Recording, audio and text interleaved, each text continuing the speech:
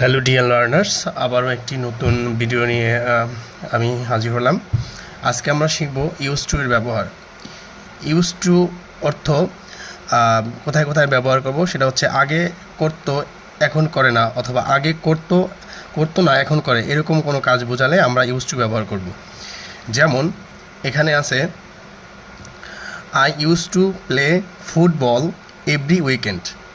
আমি প্রতি সপ্তাহান্তে ফুটবল খেলতাম। আগে খেলতাম, এখন ফুটবল খেলি না। অর্থাৎ এটা আগে কোনো একটা কাজ করতাম, এখন করি না। আই ইউজ টু প্লে, অর্থাৎ এক্ষেত্রে ইউজ টুর পরে ভার্বের বেস ফর্ম হবে, অর্থাৎ প্রেজেন্ট ফর্ম হবে play. I use to play B1, অর্থাৎ ভার্বের প্রেজেন্ট ফর্ম হবে I use to play football every weekend. এরপরে she use to live in London. সে লন্ডনে থাকতো। সে লন্ডনে থাকতো, এখন লন্ডনে থাকে না। শি ইউজ টু লিভ, ভার্বের প্রেজেন্ট ফর্ম। এরপরে we use to be close friends in school. আমরা স্কুলে ঘনিষ্ঠ বন্ধু ছিলাম। এক্ষেত্রে খেয়াল রাখতে হবে ইউজ টু বি, এক্ষেত্রে যদি ইউজ টুর পরে ভার্ব থাকে সেক্ষেত্রে ভার্বের প্রেজেন্ট ফর্ম হবে। এজন্য এখানে কোনো ভার্ব নেই, এজন্য হচ্ছে বিভার্ব হবে। I use two close friend in school, অর্থাৎ স্কুলে আমরা ঘনিষ্ঠ বন্ধু ছিলাম, সেই একটা অবস্থা, কোনো একটা অবস্থা বোঝানোর জন্য এখানে বিভার্ব যুক্ত হয়েছে। We use to be close friends in school. There use to be a park here. There use to be a park here, অর্থাৎ এখানে একটি পার্ক ছিল, এখন পার্কটি নেই। There use to be a park here. এরপরে হচ্ছে একটা ইন্টারোগেটিভ সেন্টেন্স, প্রশ্নবোধক বাক্য। Did you use to watch cartoons as a kid. ছোটোবেলায় তুমি কি কার্টুন দেখতে? Did you use to watch cartoon as a kid.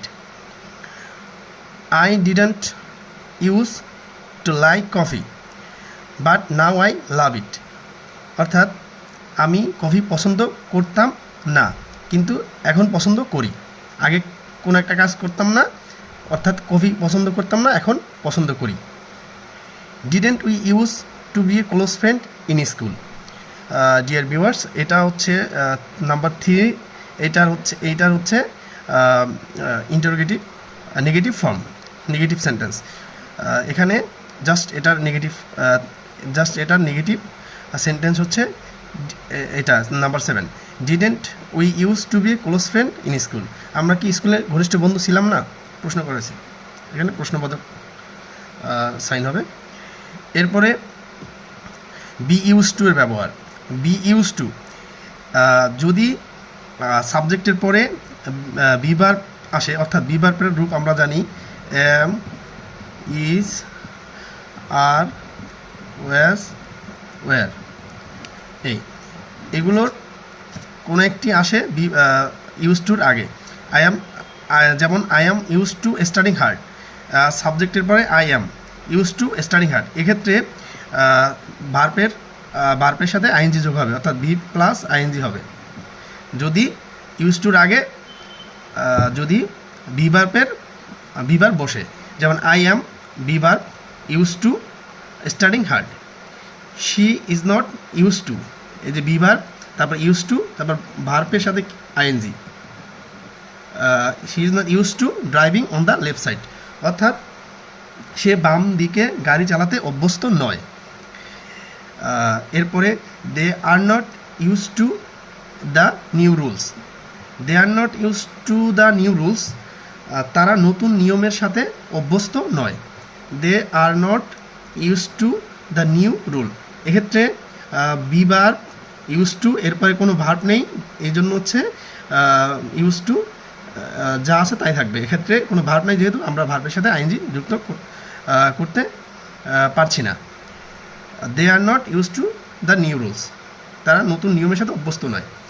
We are not use to working hard, এই যে ভার্বের সাথে আইএনজি। আর উই আর যে be verb we are not use to working night shift, আমরা রাতের শিফটে কাজ করতে অভ্যস্ত নই। এরপরে is she use to the new environment, সে কি নতুন পরিবেশের সাথে অভ্যস্ত। Is she use to the new environment, এটা প্রশ্ন ইন্টারোগেটিভ সেন্টেন্স, এজন্য হচ্ছে is she use to the new environment, সে কি নতুন পরিবেশের সাথে অভ্যস্ত। So dear viewers, thanks for watching, please like, comments and follow my page for update video.